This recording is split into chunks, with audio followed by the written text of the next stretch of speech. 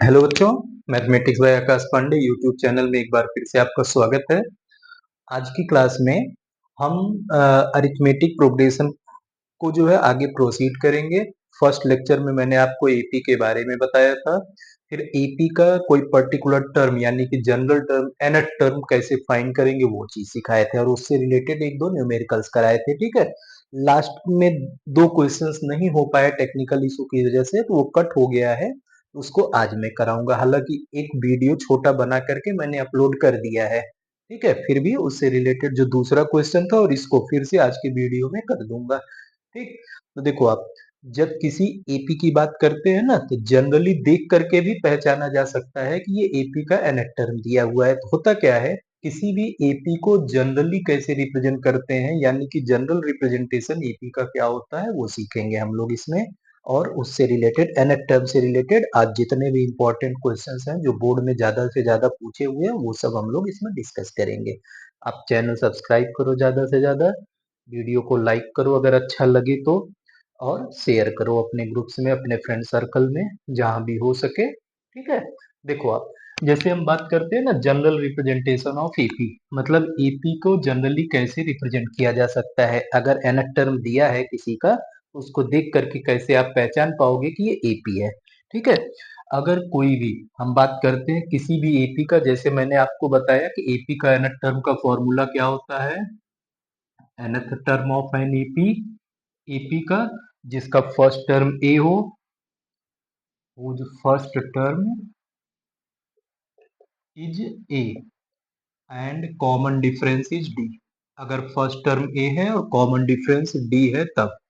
ठीक, difference D. तब देखो, जब nth टर्म निकालना होगा, इज गिवन बाई, तो कैसे आता है nth टर्म, फॉर्मूला मैंने पिछले लेक्चर में बताया हुआ है।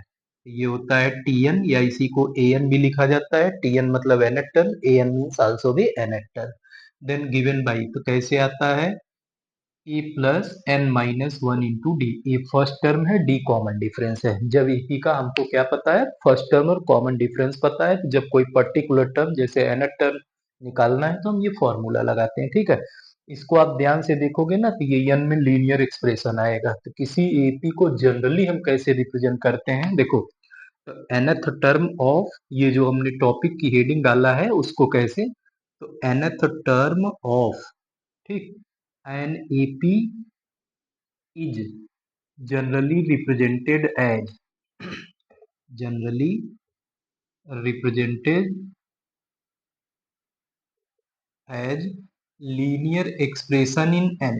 लीनियर एक्सप्रेशन से रिप्रेजेंट किया जाता है, linear expression in n. N में ये लीनियर एक्सप्रेशन होता है, दैट इज कैसे आएगा, देखो, t n equal to linear expression n में जब रिप्रेजेंट करोगे ए एन प्लस बी।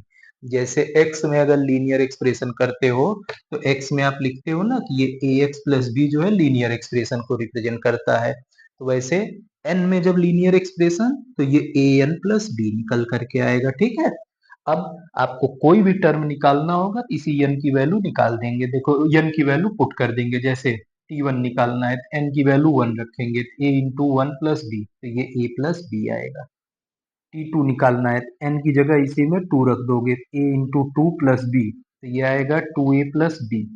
ठीक, फिर टी3 निकालना रहेगा, तो ये देखो a into three plus b, n की जगह 3, तो ये 3a प्लस बी आएगा।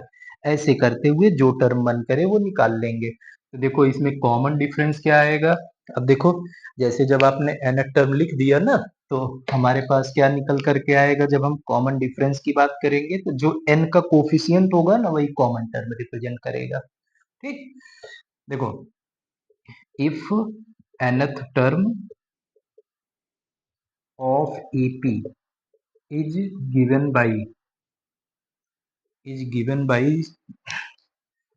linear expression in n,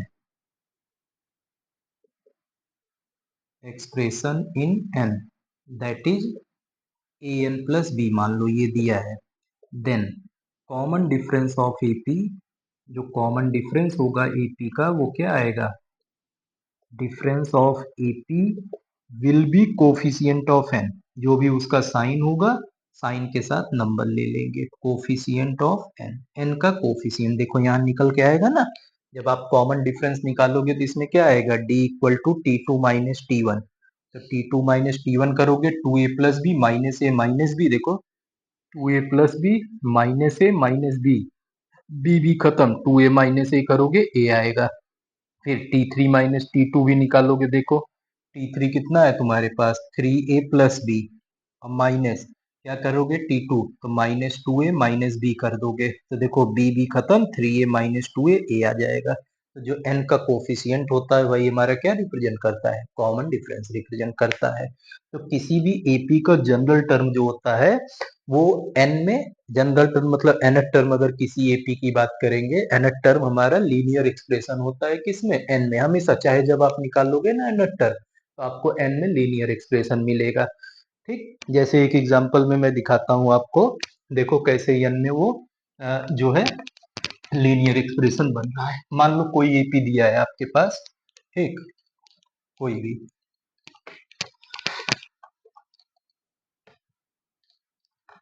ध्यान देना है। जैसे आपसे बोल रहा है फाइंड nth टर्म, क्वेश्चन में बोले find nth term of AP, AP नाम दे दिया, आइडेंटिफाई करने की जरूरत नहीं रहेगी। मान लो ये बोला थ्री माइनस फाइव, ठीक है, फिर माइनस थर्टीन, हाँ माइनस थर्टीन के बाद minus twenty one up to so on, तीन टर्म मिनिमम देखना चाहिए। तो है थ्री माइनस एट करोगे माइनस फाइव माइनस एट करोगे थर्टीन आएगा। तो ये चीज देखो, अब इसका हमको nth टर्म, जब हम सॉल्यूशन में जाएंगे तो हमारे पास क्या निकल के आया, देखो हमारे पास इस एपी में तो ए की वैल्यू थ्री निकल करके आई, डी की value minus five minus three minus eight आया। अब nth टर्म निकालने के लिए बोला है ना, तो नाउ nth टर्म, तो nth term t n equal to क्या आएगा, a plus n minus one into d. ठीक, तो nth टर्म ए की वैल्यू थ्री है, plus n minus one into d, d की वैल्यू निकाले हैं माइनस एट, सॉल्व करोगे three minus eight n minus minus plus eight, ये 11 minus eight N आया, या इसको हम माइनस एट एन प्लस 11, देखो ये एन में लीनियर एक्सप्रेशन बना कि नहीं, और कॉमन डिफरेंस कितना है, एन का कोफिशिएंट माइनस एट। तो जब किसी भी एपी का nth टर्म हम जनरली रिप्रेजेंट करना चाहेंगे तो वो एन में क्या होता है, लीनियर एक्सप्रेशन होता है, और उसमें जो एन का कोफिशिएंट होता है वही क्या रिप्रेजेंट करता है, कॉमन डिफरेंस। तो ये चीज है। अब जैसे क्या होगा ना, क्वेश्चन में जनरली क्या बनता है, आपको nth टर्म दे देगा, पर्टिकुलर टर्म निकालने के लिए बोलेगा, ऐसे क्वेश्चंस भी आते हैं, या कॉमन डिफरेंस कह देगा कि इस एपी का कॉमन डिफरेंस फाइंड करो। ठीक है, कोई भी जनरल टर्म लिख करके दे देगा, कहेगा कि इस एपी का आप जो है कॉमन डिफरेंस फाइंड करो, फर्स्ट टर्म फाइंड करो, या सीधे कह देगा एपी ही फाइंड करो। ठीक, जैसे देखो आपको मान लो एक क्वेश्चन दिया हुआ है,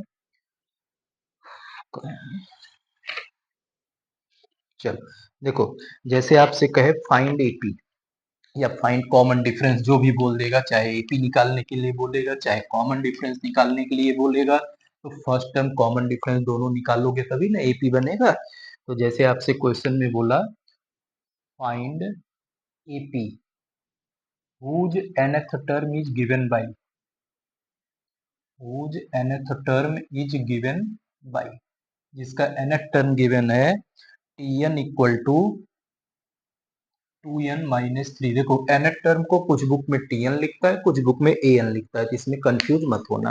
ठीक है, तो देखो whose nth term is given by, t n given है टू एन माइनस थ्री। अब जैसे अगर आप देखो, मैंने बताया कि nth टर्म लीनियर एक्सप्रेशन होता है एन में, जो एन का कोफिशिएंट होता है वही कॉमन डिफरेंस, तो आपको पता चल गया। लेकिन आप मेथड्स में कैसे जाओगे, देखो सॉल्यूशन में आओगे तो गिवन, तो क्या गिवन है आपके पास, टी एन की value two n minus three, ये एन टर्म है। तो अगर हमको फर्स्ट टर्म निकालना होगा, नाउ टी वन, तो टी वन मतलब फर्स्ट टर्म, एन की जगह वन रख दोगे, two into one minus three, तो ये two minus three minus one आएगा।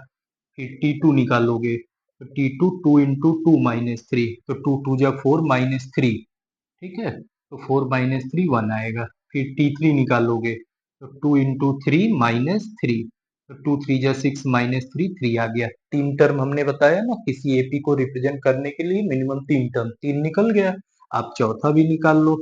तो 2 × 4 -3, 8 - 3 5 आ गया।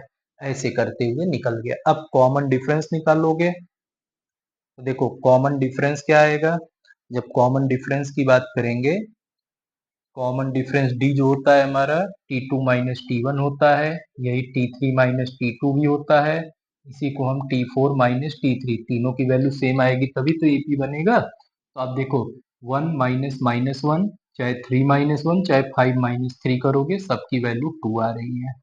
इसका मतलब क्या हुआ, इसका कॉमन डिफरेंस देखो n का कोफिशिएंट 2 निकल गया। फर्स्ट टर्म कितना आया -1, तो दैट इज यहाँ लिख दोगे first term E equal to -1, common difference D equal to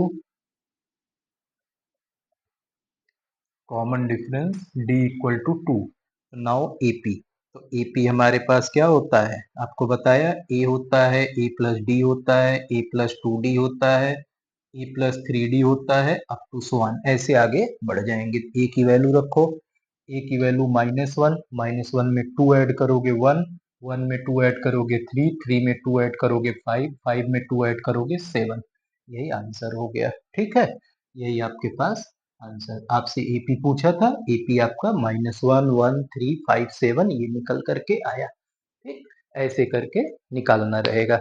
अब देखो ये तो जनरल रिप्रेजेंटेशन मैंने सिखा दिया किसी AP का। अब क्या होता है ना, कभी कभी कोई AP दे करके आपसे पूछेगा कि इसमें कितने टर्म्स हैं, या ये पूछ सकता है कि पर्टिकुलर कोई टर्म जो है इस AP में एग्जिस्ट करेगा कि नहीं, जीरो AP में आ सकता है कि नहीं आ सकता है। तो ऐसे केस में क्या करना ना, जो AP गिवन रहेगा, मान लेना जिस टर्म की बात करेगा कि ये AP में आएगा कि नहीं, वो मान लेना nth टर्म है। फिर आप nth टर्म का फॉर्मूला लगाना, अगर n की वैल्यू नेचुरल नंबर आएगी तब तो जो है एग्जिस्ट करेगा, अगर फ्रैक्शन में आ रहा है, डेसिमल में आ रहा है, निगेटिव में आ रहा है तो एग्जिस्ट नहीं करेगा। ठीक है, तो ये ध्यान रखना, क्योंकि टर्म्स जो होंगे वो क्या होंगे, हमेशा नेचुरल नंबर्स के ही फॉर्म में होंगे ना। फिफ्थ टर्म, एट्थ टर्म, आप 5.5 टर्म थोड़ी निकाल पाएंगे, 7.8 टर्म थोड़ी निकाल पाएंगे। इस चीज को भी हमको ध्यान देना होगा। ठीक है, जैसे आपके पास क्वेश्चन दिया हुआ है, मान लीजिए एक क्वेश्चन है, देखो क्वेश्चन गिवन है, which term of AP, question में बोल रहा है विच टर्म ऑफ एपी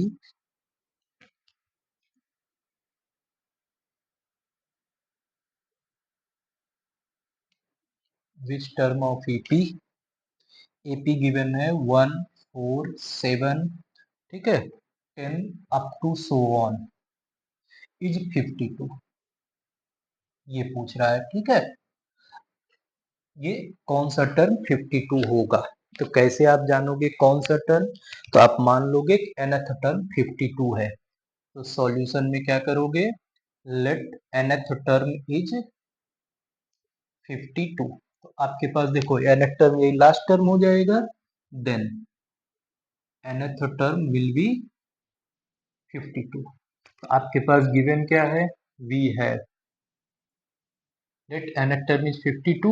देखो nth टर्म इज 52 का मतलब कि यहाँ की टोटल n टर्म्स हो गए। अब इस क्वेश्चन को दो तरीके से देखो, क्या कर सकता है, which term of an AP is this one, आपको ये बताना है कौन सा टर्म होगा। ठीक है, इस एपी का कौन सा टर्म 52 होगा, बात समझे।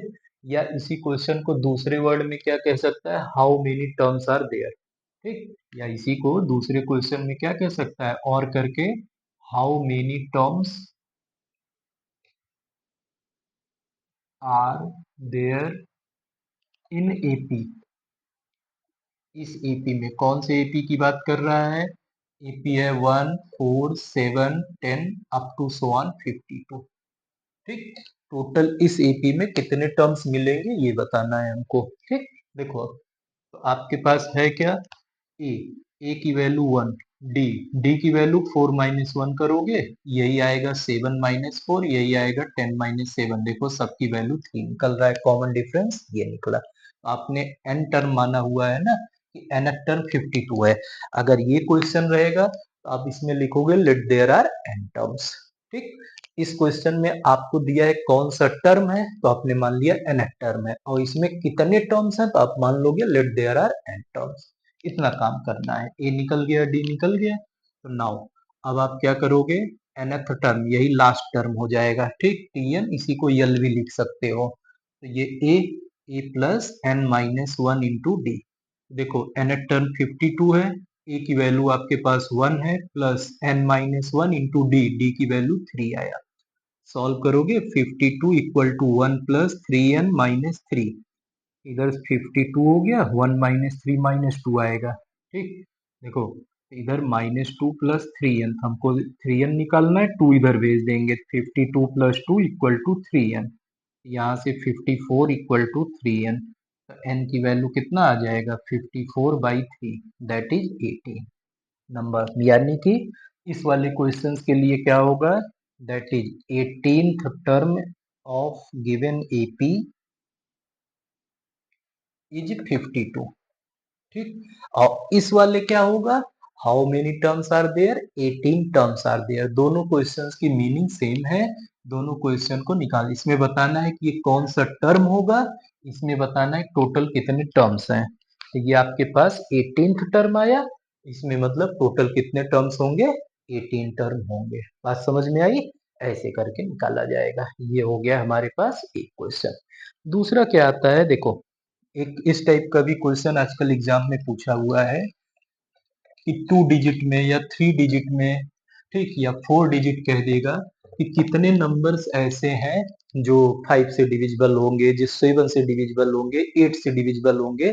कहेगा ना how many numbers between 100 to 990, या कह देगा 800 to 900 which are divisible by 7, divisible by 5, like this one. देखो जैसे आपसे क्वेश्चन में बोले how many 3 digit numbers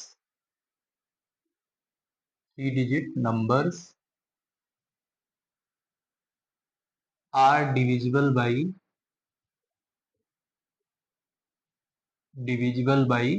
suppose कर लो, अब देखो 3 डिजिट नंबर डिविजिबल बाई 7 की बात करेगा, 3 डिजिट नंबर होना चाहिए 7 से डिविजिबल। ऐसे केसेस में आप क्या करोगे, देखो सॉल्यूशन में सबसे पहले मान लोगे at n numbers, let there are n 3 digit numbers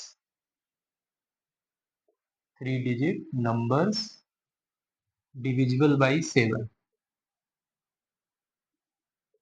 ठीक है। 3 डिजिट ये नंबर्स हैं जो 7 से डिविजिबल हैं। तो अब देखो 3 डिजिट में सबसे छोटा नंबर 100 और सबसे बड़ा नंबर 999, नंबर्स इन्हीं के बीच में, बिटवीन बोला हुआ है। हाउ मेनी 3 डिजिट बोला है, मतलब इनको भी और इनको भी कंसीडर करना है। अब आप ये देखोगे 7 से ये डिविजिबल नहीं है और ना ही ये है, इनके बीच में जो सबसे जस्ट इसके क्लोज कौन सा नंबर डिविजिबल है 7 से, और इससे छोटा सबसे क्लोज कौन सा डिविजिबल है, वो दोनों निकाल लोगे। देखो जब 100 को 7 से डिवाइड करोगे तो ऐसे 14 टाइम जाएगा, 2 रिमाइंडर बच रहा है मतलब 5, तो 105 जो होगा वो 7 से डिविजिबल। 100 नहीं होगा, 101 भी नहीं होगा, 2 भी नहीं होगा, 3 नहीं होगा, 4 नहीं, 5, 105। 7 1 जा 7, 7 5 जा 35। तो जस्ट देखोगे जो 100 है वो मतलब जो पहला नंबर गिवन रहेगा वो डिविजिबल है कि नहीं है, उसके जस्ट क्लोज उसके बाद कौन सा नंबर डिविजिबल। इसी तरीके से मैक्सिमम वैल्यू 3 डिजिट में 99, जस्ट इसके बाद 1000 हो जाएगा तो वो 4 डिजिट हो जाएगा। तो 999 से जस्ट छोटा कौन सा नंबर है 3 डिजिट में जो डिविजिबल, इसको 7 से डिवाइड करोगे, 7 1 जा 7, रिमाइंडर बचेगा 2, 29, 7 4 जा 28, 1 बचा, 7 2 जा 5 रिमाइंडर, मतलब 5 माइनस कर दोगे इसमें से, तो 994 आएगा ना। देखो 7 से ये डिविजिबल हो जाएगा, 7 1 जा 7, रिमाइंडर बचा 2, 29, 7 4 जा 28, 1 बचा, 7 2 जा 14, 7 से ये डिविजिबल हो रहा है। तो देखो आपके पास होगा क्या, वी है, फर्स्ट 3 डिजिट नंबर क्या आएगा, ए की वैल्यू 105, ये 105 क्या है, first 3 digit number divisible by 7, first 3 digit number है जो 7 से डिविजिबल है, डिविजिबल बाई 7। डी की बात करेंगे तो डी देखो 7 से डिविजिबिलिटी कर रहे हैं ना, तो 7 के डिफरेंस में नंबर आएगा, तो डी की वैल्यू 7। जिस भी नंबर की डिविजिबिलिटी रहेगी, 5 से डिविजिबिलिटी की बात करेंगे, कॉमन डिफरेंस 5 हो जाएगा। 8 से डिविजिबिलिटी की बात करेंगे, कॉमन डिफरेंस 8 हो जाएगा, ठीक है। 9 से डिविजिबिलिटी की बात करेंगे, कॉमन डिफरेंस 9 आ जाएगा हमारा। तो डी की वैल्यू 7, और लास्ट में आपने n 3 डिजिट माना ना, तो टीएन की वैल्यू ये लास्ट वाला जो 3 डिजिट नंबर, ये 994, इसका मतलब लास्ट 3 डिजिट, इसका मतलब क्या आएगा 900, लास्ट 3 डिजिट, ठीक, नंबर डिविजिबल बाई 7, ये 7 से डिविजिबल लास्ट 3 डिजिट नंबर है, ठीक। तो नाउ अब आप फॉर्मूला लगा दोगे, आपके पास फॉर्मूला क्या है, टी एन की वैल्यू होती है a plus n minus one into d. जब टी एन की value a plus n minus one into d है, तो टी एन की वैल्यू आपके पास 994, ए की value 105 plus n minus one into seven, d की वैल्यू 7। सॉल्व करोगे तो 105 इधर भेज दो, 994 माइनस 105 इक्वल टू इधर n minus one into seven बन जाएगा। तो 14 माइनस 5 करोगे 9 आएगा, 8 बचेगा, और इधर हमारे पास कितना बच गया, 9 माइनस वन करोगे 8, 889 आएगा, ठीक है।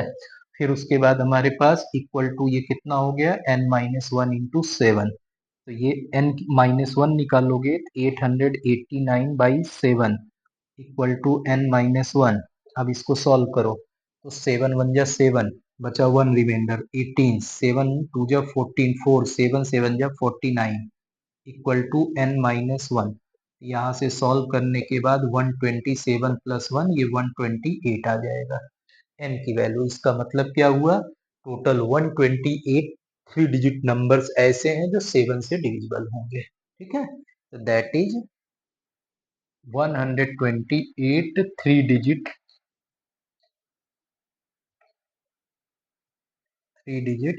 numbers are divisible by 7, ठीक। टोटल 128 थ्री डिजिट नंबर्स ऐसे होंगे जो 7 से डिविजिबल होंगे। एक इस तरह का क्वेश्चन, अब इसी तरीके से कह देगा बिटवीन 800 एंड 1200, तो वैसे ही 800 के क्लोज खोज लोगे कि उससे डिविजिबल है कि नहीं, कौन है, 1200 के जस्ट छोटा कौन सा डिविजिबल है, ये दोनों निकाल के फिर बाकी प्रोसेस ऐसे ही करना रहेगा। एक इस तरह का क्वेश्चन एग्जाम में बनता है। एक देखो छोटे क्लिप में कराया हूँ, फिर भी उसको दोबारा देख लो, क्योंकि रेगुलर क्लास में हो सकता है कि न दिखा, तो छोटा वीडियो कई लोग मिस कर देते हैं पूरा देखने के चक्कर में। तो देखो, अब उसको थोड़ा डिजिट चेंज करके कर देता हूँ, उसमें मैंने एम और एन कराया था, इसमें वैल्यू चेंज कर देता हूँ। देखो,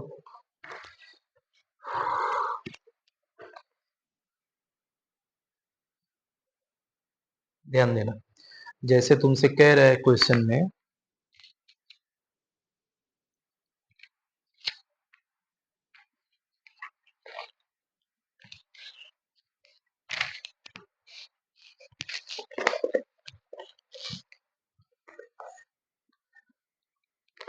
जैसे नेक्स्ट क्वेश्चन में कह रहा है, बोल रहा है कि fourth term of an AP, ध्यान देना, fourth term of an AP is equal to 3 times, is equal to 3 times its first term, first term, fourth term of an AP is equal to 3 times of its first term, and exceeds seventh term exceeds twice twice the third term, twice the third term, ठीक। फिर उसके बाद क्या बोल रहा है, by one, third term by one बोल रहा है, seven term exceeds twice the third term by one. Next क्या बोल रहा है, फाइंड एपी, आपसे बोल रहा है फाइंड एपी, चाहे एपी कह देगा, चाहे कहेगा फर्स्ट टर्म कॉमन डिफरेंस निकालो, चाहे कह देगा आपसे जो है एपी फाइंड करो, कॉमन डिफरेंस निकालो, जो भी कहेगा इसी कॉन्सेप्ट के अकॉर्डिंग सॉल्व करेंगे। तो देखो क्या आएगा, ध्यान देना। Fourth term of an AP is equal to 3 times its first term. जब इसके सॉल्यूशन में जाओगे, देखो सॉल्यूशन में क्या मिला, आप फर्स्ट टर्म ए मान लोगे, कॉमन डिफरेंस डी मान लिए। ठीक, क्योंकि आपको मैंने पहले ही बताया कि कोई भी एपी का कोई भी टर्म निकालना होगा तो उसके लिए आपको फर्स्ट टर्म और कॉमन डिफरेंस चाहिए। यहाँ तो पूरी एपी ही निकालना है, बिना फर्स्ट टर्म कॉमन डिफरेंस के होना ही नहीं है। तो हम क्या करेंगे, मान लेंगे let a comma d be first term, ठीक, first term and common difference of AP, ठीक है। नाउ देन देखो क्वेश्चन में क्या बोल रहा है, फोर्थ टर्म गिवन, देन हटा के यहाँ गिवन लिख लो। नाउ अकॉर्डिंग टू क्वेश्चन, जैसे लीनियर इक्वेशन नहीं बनाते थे दो वेरिएबल में, वही बनाना है, दो इक्वेशन बनेगा। गिवन में क्या है, फोर्थ टर्म मतलब T4 is equal to 3 times first term, तो 3 इंटू T1। तो हमारे पास T4 का फॉर्मूला क्या हो जाएगा, a प्लस 4 - 1 इंटू डी, और 3 इंटू T1 मतलब a ही रहेगा, फर्स्ट टर्म a हमने लिया, T1 मतलब फर्स्ट टर्म। तो ये सॉल्व करोगे, a प्लस 4 - 1 करोगे, 3d इक्वल टू 3a। तो यहाँ से देखो a इधर भेज दोगे, तो 3d इक्वल टू 2a। तो हमारे पास रिलेशन क्या निकल करके आया, a equal to 3/2 into d, a की वैल्यू 3/2 डी के इक्वल है। अगेन इसको एक इक्वेशन डाल दोगे। अगेन फिर आपको क्या गिवन है वो देखोगे, तो आपको दिया गया है इट्स सेवंथ टर्म। देखो it's seventh term exceeds twice the third term. देखो T7, ठीक, सेवंथ टर्म एक्सीड्स मतलब ज्यादा है, किससे, twice the third term, 2 into T3 कितना ज्यादा है, बाई 1। देखो फिर से सुन लो, रिलेशन बनाने में प्रॉब्लम होती है। सेवंथ टर्म एक्सीड्स, जो सेवंथ टर्म है वो ज्यादा है किससे, twice the third term, third term के ट्वाइस से। अब कितना ज्यादा है, 1 ज्यादा, तो थर्ड टर्म का ट्वाइस लेंगे, उसमें 1 ऐड कर देंगे, सेवन टर्म आ जाएगा। इसको भी फॉर्मुलाइज कर लोगे, T7 तो a प्लस 7 - 1 इंटू डी, और इधर इक्वल टू 2 इंटू T3 रखोगे, T3 हमारा a प्लस 3 - 1 इंटू डी आएगा, प्लस 1 निकल के आएगा। इसको सॉल्व कर लोगे तो क्या मिल जाएगा, तो a plus 6d equal to, ये देखो 2 इंटू, ये सॉल्व करने पे a प्लस 3 - 1 करोगे 2d प्लस 1, इसको सिंप्लीफाई करो तो a plus 6d equal to कितना आएगा, 2a प्लस 4d। ठीक, सिंप्लीफाई कर लोगे, देखो a को इधर भेज दो, d को इधर, तो 2a इधर आएगा 6d माइनस 4d, और इधर आएगा 2a माइनस a, तो यहाँ से क्या निकलेगा, 2d इक्वल टू ए की वैल्यू 2d आया। देखो यहाँ यहाँ पे ए की वैल्यू बोला क्या था, सेवन टर्म मतलब a plus 6d exceeds twice the third term, a plus 2d by 1 प्लस 1 निकला। ठीक, तो यहाँ हमारे पास एक रिलेशन निकल के आया कि ए इक्वल टू 2d, तो डी की वैल्यू तो जीरो आ जाएगा यहाँ पे। रुक जाओ, थोड़ा गलती हुई है कहीं, 2 3 twice the third term by 1, 2 into 3 3 plus 1, a plus 6d equal to 2 into a plus 2d, a plus 6d 2a plus 4d, और ये 1 छूट गया है यहाँ पे, देखो कह रहा हूँ ना कुछ मिस्टेक हुआ है। तो देखो ये प्लस 1 रहेगा, इसको सॉल्व करोगे तो a और d को इधर भेज दो, तो क्या आएगा, देखो a -2a plus 6d minus 4d equal to 1 आ जाएगा। अब ये माइनस ए प्लस 6d माइनस 4d करोगे 2d आएगा, इक्वल टू 1 आ गया, ये निकला। तो हम a की वैल्यू उठा के रख देंगे। ठीक, तो a की वैल्यू फ्रॉम इक्वेशन रखोगे तो कितना आएगा, -3/2 into d plus 2d equal to 1। तो ब्रैकेट ये एलसीएम ले लो तो 2 आ जाएगा, तो ये -3d प्लस 2 2 जा 4d इक्वल टू 1, तो 4d माइनस 3d डी आएगा, डी की वैल्यू 2 1 जा 2 आएगी। जब डी की वैल्यू 2 आ गया तो नाउ ए इक्वल टू, तो ए निकालोगे चाहे इसमें रख दो चाहे इधर रख दो, कहीं पे भी ए की वैल्यू जो है हमारे पास क्या आएगा, इसको इक्वेशन 2 डाल देना और यहाँ लिख देना फ्रॉम इक्वेशंस 1 एंड 2। इक्वेशंस 1 और 2 से देखो क्या मिलेगा आपको, डी की वैल्यू 2 रखो यहाँ पे, ए की वैल्यू 3/2 इंटू 2, 2 खत्म, तो ए की वैल्यू 3 निकल के आया। ए की वैल्यू 3 है, डी की वैल्यू 2 है, तो आपका एपी क्या हो जाएगा, now AP, AP will be, AP हमारा क्या निकलेगा, देखो ए की वैल्यू 3, डी की value 2, 3 plus 2 5, 5 plus 2 7, 7 plus 2 9, 9 plus 2 11 up to so on.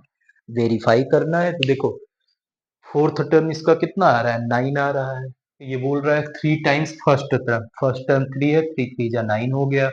फिर सेवंथ टर्म क्या आएगा इसका, जब सेवन टर्म निकालोगे तो ये आएगा 15, 11, 11 के बाद ये पांचवा टर्म है ना, 11 13 15, सेवन टर्म 15 आएगा, twice the third term 14 plus 1, एकदम सही आंसर आया है। तो ये आपके पास ऐसे भी क्वेश्चंस आते हैं जिसका रिलेशन दिया रहेगा, ठीक है, तो उन रिलेशंस के बेसिस पे आप लीनियर इक्वेशंस फॉर्म करोगे, फिर उन लीनियर इक्वेशंस को सॉल्व करोगे, तो लीनियर इक्वेशन बनाना इसमें मेन टारगेट रहेगा आपका, ठीक है, ऐसा काम करना रहेगा।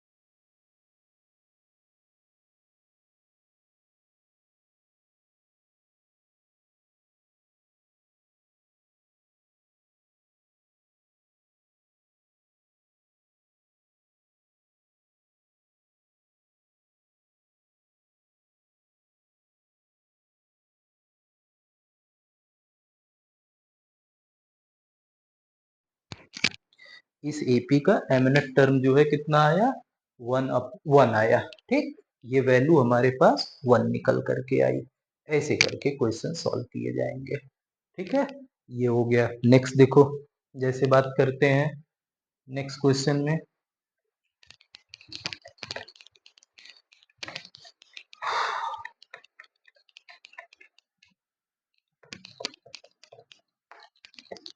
ध्यान देना, जैसे किसी एपी को ना पीएथ क्यूएथ आरएथ टर्म दे देगा, तो उनमें एक रिलेशन निकालने के लिए देता है। ये भी क्वेश्चंस है, इंपॉर्टेंट क्वेश्चंस, कभी कभी पूछता है। जैसे आपसे क्वेश्चन में बोल रहा है, ध्यान से देखना बच्चों, आपसे बोल रहा है if pth qth and rth terms of an AP are a b c, then चाहे कह देगा प्रूव दैट, चाहे कह देगा find relation, then find value of. किस वैल्यू को निकालने के लिए बोल रहा है, देखो a into q minus r plus b into r minus p plus c into p minus q. आपको इसकी वैल्यू निकालनी है। जब आपको क्या दिया हो, देखो पीएथ टर्म क्यूएथ टर्म आरएथ टर्म आपके पास दिया है, तब ये पूछ रहा है कि इसकी क्या वैल्यू होगी। किसी किसी क्वेश्चन में प्रूफ करने के लिए देता है कि prove that this equal to zero, zero proof करने के लिए दे देगा, या फिर क्या करेगा, आपको जो है इसकी वैल्यू निकालने के लिए। तो देखो सॉल्यूशन में आओ, कैसे करोगे। बहुत ज्यादा कॉम्प्लिकेटेड में जाने की जरूरत नहीं है, एकदम इजी वे में सिंप्लीफाई करो।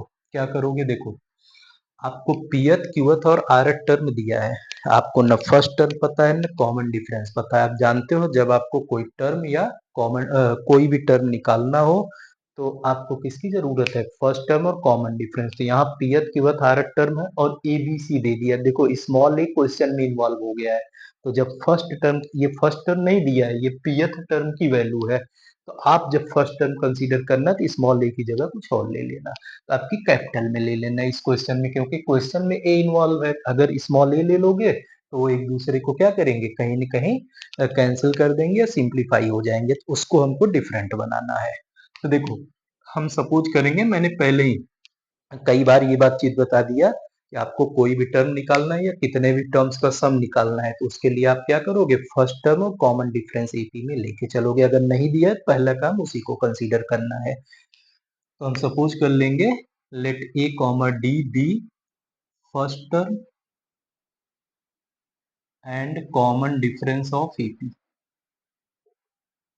डिफरेंस ऑफ एपी, एपी का फर्स्ट टर्म कॉमन डिफरेंस, और ए जो है फर्स्ट टर्म और कॉमन डिफरेंस हमने डी मान लिया। तो नाउ अब देखो आपको दिया है पीएथ टर्म टीपी, टीपी की वैल्यू कितना हो जाएगा, ये दिया है ए। अच्छा यहाँ हमने बताया ना स्मॉल ए इन्वॉल्व है, इसलिए कैपिटल ए मानो कैपिटल डी मानो। कैपिटल ए मान लो first term, capital d common difference. तो देखो तो टीपी हमारा क्या होगा, a plus p minus one into d, और इस टीपी पीएफ टर्म की वैल्यू कितना है, स्मॉल ए, इसको इक्वेशन 1 डाल दो। फिर देखो टी क्यू, क्यूएथ टर्म दिया है, अगेन कितना मिलेगा, qth term t q, qth term आएगा हमारे पास a plus q minus one into d, और देखो इस क्यूएथ टर्म की वैल्यू स्मॉल बी दिया है, ये बी हो गया, ये हो गया equation 2। Also rth term मतलब टी आर, ये फॉर्मूले से कितना होगा, a plus r minus one into d, ये हो गया इक्वेशन 3 से सी। देखो इस क्वेश्चन में ना आपको न डी निकालना है ना ए निकालना है, करना क्या है, इधर देखो जो प्रूफ करना है, a into q minus r plus b into r minus p plus c into p minus, कई क्वेश्चंस में रेशियो निकाल के, कई क्वेश्चंस में ए और डी निकाल के, दो इक्वेशन को सॉल्व करके तीसरे में सेटिस्फाई करके रिजल्ट लाया गया। कोई जरूरत नहीं, एकदम आसान। आपको ए बी सी की वैल्यू निकल चुकी है ना, उठा के इसी में रख दो, बस सिंप्लीफाई करना रहेगा। देखो now a into q minus r plus b into r minus p plus c into p minus q, इसकी वैल्यू निकालो, रखो वैल्यू। तो देखो क्या आएगा, ए इंटू, सॉरी ए की ही वैल्यू रखोगे, ए कितना आया है, a plus p minus one into d, ठीक है, ये ए में, और ब्रैकेट क्यू माइनस आर हो गया, ये मल्टीप्लाई। प्लस बी की वैल्यू रखो, ये a plus q minus one into D आया, और इधर b की वैल्यू ये इंटू आर माइनस पी हो गया, प्लस c की वैल्यू रखो, a प्लस आर वेक्टर मतलब r minus one into d, और p माइनस क्यू रख देंगे। बात समझ में आया? अब इसी को सॉल्व करो, देखो a का मल्टीप्लाई q माइनस आर में, ये a into q minus r, फिर p माइनस वन आएगा इंटू क्यू माइनस आर आएगा इंटू डी हो जाएगा, फिर इसका मल्टीप्लाई करेंगे तो a into r minus p आएगा plus q minus one into r minus p into d आ जाएगा, फिर इधर करेंगे plus a into p minus q आएगा plus r minus one into p minus q into d आ जाएगा। अब करना क्या है ना, देखो दो variable capital A capital D है, ये वाले सारे टर्म्स को अलग करो, ये आएगा ये और ये, इनको एक साथ एक ग्रुप में ले लो, तो ए कॉमन ले लो, क्या मिलेगा q minus r plus r minus p plus p minus q, ये हो गया। अब डी वाला सारा टर्म एक साथ ले लो, तो देखो डी जब कॉमन लोगे तो डी इसमें है, डी इसमें है और डी इसमें है, इनमें तो ये क्या मिलेगा p minus one into q minus r plus, फिर यहाँ क्या मिलेगा q minus one into r minus p, फिर प्लस डी लेंगे r minus one into p minus q मिल जाएगा। ठीक, अब सॉल्व करना है, देखो इसमें तो ये q से q खत्म, r से r खत्म, p से p, तो a इंटू जीरो हो गया, प्लस d निकालोगे ना, ये भी सॉल्व करोगे जीरो ही आएगा, फिर भी सॉल्व करके देखो, p into q p q minus p into r p r, फिर माइनस वन का करोगे minus q minus minus plus r हो जाएगा, फिर इधर आओगे तो q into r q r, फिर minus p into q minus p q minus one into r minus r plus p, फिर इधर सॉल्व करोगे तो p into r p r minus q r, ठीक, p r minus q r, फिर minus P और इधर minus minus plus Q. बहुत focused होके कैलकुलेशन करना, जरा सा भी एरर होगा तुरंत गलत हो जाएगा। तो देखो अब अपने आप देखोगे ना सब कट पिट जाएगा, तो ये a इंटू जीरो तो जीरो हो गया, अब d में देखो क्या बचा P q minus p Q, कहाँ है ये cancel, minus P R plus P r minus Q plus Q, ठीक, प्लस आर माइनस आर ये गया, P minus P minus q are plus Q R, तो डी इंटू भी zero आ गया, तो ये जीरो प्लस जीरो आंसर कितना आएगा जीरो। इस क्वेश्चन में क्या होता है ना, कभी कभी आपको कह देगा pth term qth term r term a b c है, तो prove that a into q minus r plus b into r minus p plus c into p minus q equal to zero, और कभी कभी कह देता है find the value of. याद रखना करना क्या है, आपको पी टर्म ए दिया, क्यू टर्म बी दिया, आर टर्म सी गिवन है। इस क्वेश्चन में क्या करेंगे हम, जब p term q term r term given है तो हम पहले हमने बताया बहुत बार कि जब किसी भी एपी का कोई भी टर्म फाइंड करना होगा, अगर फर्स्ट टर्म कॉमन डिफरेंस नहीं गिवन है, सबसे पहले उस एपी का फर्स्ट टर्म और कॉमन डिफरेंस कंसीडर करेंगे। तो पी टर्म का formula a plus p minus one into d, ये वैल्यू ए के equal, q term a plus q minus one into d होगा, ये दिया हुआ है बी के इक्वल, और आर टर्म जो है a plus r minus one into d, इसकी वैल्यू सी गिवन है। अब आपको कुछ नहीं करना, बहुत सारे क्वेश्चंस में अलग अलग मेथड निकाल के दो से सॉल्व करके ए और डी निकाल के तीसरे में वेरीफाई किया, ठीक, प्रूफ सेटिस्फाई कराया तो वहां से रिलेशन बनेगा, या किसी किसी में क्या करता है रेशियो निकाल देता है, कोई जरूरत नहीं है, ए बी सी निकल आया है, ये जो हमको एक्सप्रेशन जिसकी वैल्यू निकालनी है जिसको प्रूफ करना रहेगा, अगर प्रूफ करना रहेगा तो एलएचएस में ए बी सी की वैल्यू रख दो, पूरा ब्रैकेट ऑफ करो, देखो सॉल्व करके जीरो आ जाएगा। ठीक है, ऐसे करके सिंप्लीफाई किया जाएगा। तो आई होप कि क्लियर हो गया। एपी के एनएट टर्म से रिलेटेड जितने भी इंपॉर्टेंट टाइप के क्वेश्चंस थे लगभग सारे मैंने करा दिए हैं। अब जो है उम्मीद है कि पूरा का पूरा समझ में आया होगा। अगर आया तो एनएट टर्म तक का पूरा मतलब ये दो लेक्चर में आपका पहला एक्सरसाइज, किसी किसी बुक में दो एक्सरसाइज, जिसमें आप nth टर्म से रिलेटेड क्वेश्चंस इंपॉर्टेंट जो बोर्ड में आए हैं इसको आप अपना क्लियर कर सकते हो। ठीक, अब अगली क्लास में जो अगला लेक्चर होगा उसमें हम सम ऑफ n टर्म्स और कुछ एपी की प्रॉपर्टीज से रिलेटेड क्वेश्चंस कराएंगे। आज के लिए इतना ही, नहीं तो बहुत लंबा वीडियो बन जाएगा। अगर सम भी करेंगे तो 2.5 घंटे 3 घंटे का वीडियो बन जाएगा।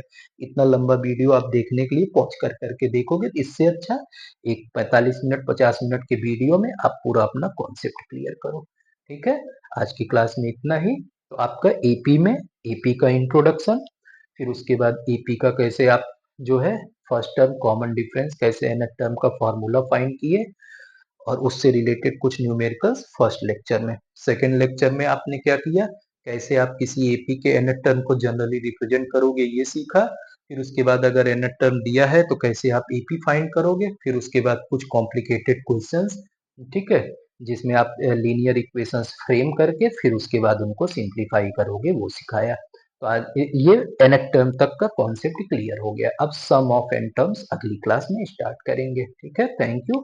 देखो वीडियो अच्छा लगे तो लाइक करो, चैनल को सब्सक्राइब करो, शेयर करो। Thank you.